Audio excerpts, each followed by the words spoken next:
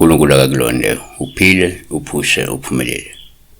Upastor Winnie kokubalini ofanele ukuthi le number kuthokozela ukuyisebenzisa ngoba uyimember, ngoba uyacontributor kwi-channel noma uyanikela kwi-channel kuphela. Uzobe sisenza kusona 9 ekseni ka 5 ntambama kusona uMsombuluko kuya kuLwesihlanu kuphela. Awungi WhatsApp, awusebenzisa WhatsApp. Uthembele Hlezulu. Amen pastor. Bengicela ukubuza, if indlu uyakhela ubaba wakho ongasekho o uyakhela ubaba kodwa usashona, uphupheke akha indlu akhela umuntu ongasekho.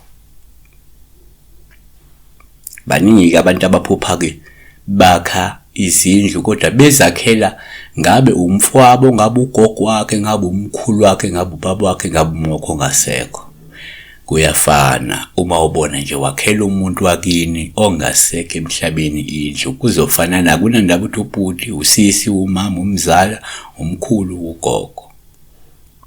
So number 1, ngokwesinduke uma uphupha umuntu ongasekho kuwuphawu oluthathwa njengoluhle uma umakhela indlu, ngoba lokhu kusho ukuthi ngenzeka usuke nje ukhonjisa ukuthi kudingeka ke nimakhele indlu lowo muntu ngoba akanayo futhi anikaze nimakhele.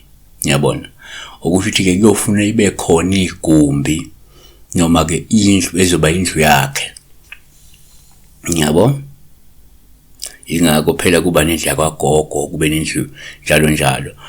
Iqala lapho lento, ngiyabona izobe seibikwa lendlu ke kuthi ayinanso ke indlu yakho, yabo umuntu manje nimgeze nimhlambulula nimlanda nimfake kuyo, yabo. Number 2, omunye umuntu uzoyibeka kanjena. Kuyenzeka vele uma uphupha umuntu ongasekho kuba uPaul uhlupha umakhela indlu, olungabuye luveze kwabanye ukuthi lo muntu usuke ekhonjisa ukuthi ke kumele nilungise incwaba noma nimlungiselele incwaba lakhe bese nimfakela itshe lencwaba kuthiwa itshe tombstone. Abanye kuba kanjalo. Number 3, yes, kwesinye isikhathi uma uphupha umuntu ongasekho kuba uphawu oluthathwa njengolubi kwabanye olusuke lukhomba la ukuthi ke kungenzeka sikhona isifo esingase sehle omele nisikhuze nisiphebeze esizohlehla. Uyabona ngoba phela uma ukhonjisa ukuthi kunento eyisifo ezayo noma kunomshopho wesifo ozayo suke nikhonjisa ukuthi niuphebeze inyama ngalake mina uma abantu bethi mina mangiphupha nje indlu iwa hayi kuzoshona. Na usuke ukhonjisa ukuzoshona.